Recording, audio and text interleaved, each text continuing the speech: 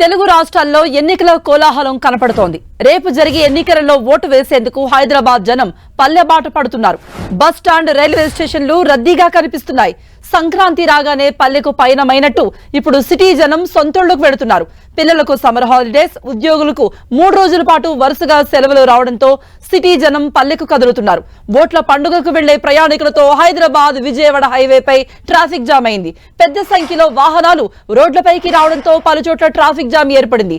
Choutuppal, Panthangi toll ప్లాజాల వద్ద వాహనాలు బారులు తీరాయి. నిన్న ఉదయం నుండే పోటెత్తిన జనంతో హైదరాబాద్ విజయవాడ జాతీయ రహదారిపై వాహనాల రద్దీ పెరిగింది.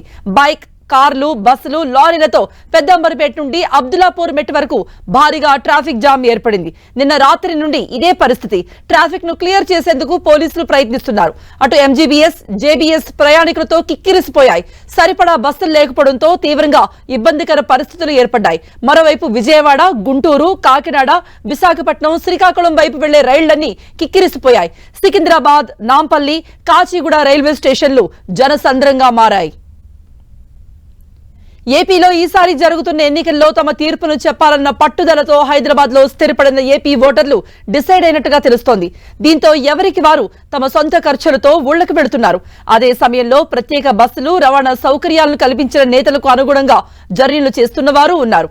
మరోవైపు ప్రైవేట్ ట్రావెల్స్ నిర్వాహకులు అమాంతం రేట్లు పెంచేసి నిలువ దోపిడీకి పాల్పడుతున్నారు. ప్రైవేట్ ట్రావెల్స్ బస్సు ఛార్జీలపై అధికారుల నియంత్రణ కొరవడడంతో వారు ఆడిందే ఆటగా సాగుతోంది. హైదరాబాద్ విజయవాడ జాతీయ రహదారిపై భారీగా వాహనాల రద్దీ నెలకొంది. విద్య, ఉద్యోగం, ఉపాధి నిమిత్తం హైదరాబాద్ నగరానికి వలస వచ్చిన వారు దాదాపుగా 30 లక్షల పైనే ఉంటారని అంచనా. రేపు తెలుగు రాష్ట్రాల్లో పోలింగ్ ఉండడంతో వీరంతా పల్లెబాట పట్టారు. ఆర్టీసీ బస్సులు సరిపోకపోవడంతో జనాలు ప్రైవేట్ ట్రావెల్స్ ను ఆశ్రయిస్తున్నారు. ఇదే అదనుగా ప్రైవేట్ ట్రావెల్స్ నిలువు దోపిడీకి పాల్పడుతున్నాయి. 500 రూపాయల టికెట్ ను ఏకంగా 4000కు పెంచినట్టుగా ప్రయాణికులు ఆరోపిస్తున్నారు. ఇక రెగ్యులర్ రైళ్లలో బుకింగ్లు ఎప్పుడో నిలిచిపోయాయి. ప్రత్యేక రైళ్లలో వెయిటింగ్ లిస్టు భారీగా పెరిగింది.